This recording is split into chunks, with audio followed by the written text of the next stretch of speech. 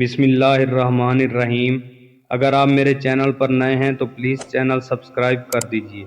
چلیے آج کی حدیث کی طرف چلتے ہیں۔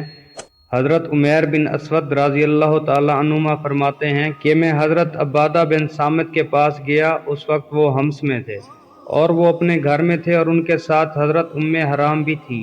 وہ بیان کرتی ہیں کہ انہوں نے نبی کریم صلی اللہ علیہ وآلہ وسلم کو یہ فرماتے ہوئے سنا کہ میری امت میں سب سے پہلے جو لوگ سمندر میں جنگ کریں گے ان کے لیے جنت واجب ہے۔ میں نے عرض کی یا رسول اللہ صلی اللہ علیہ وآلہ وسلم، کیا ان میں بھی ہوں گی؟ تو آپ صلی اللہ علیہ وآلہ وسلم نے فرمایا تم انہی میں ہو۔ حرام رضی اللہ تعالی عنہما فرماتی ہیں کہ پھر نبی صلی اللہ علیہ وآلہ وسلم نے فرمایا میری امت میں سب سے پہلے جو لوگ کیسر کے شہر قسطنطنیہ میں جہاد کریں گے وہ مغفور ہیں، یعنی ان کے گناہ بخشے جائیں گے۔ میں نے عرض کی یا رسول اللہ صلی اللہ علیہ وآلہ وسلم، کیا میں بھی ان لوگوں میں ہوں؟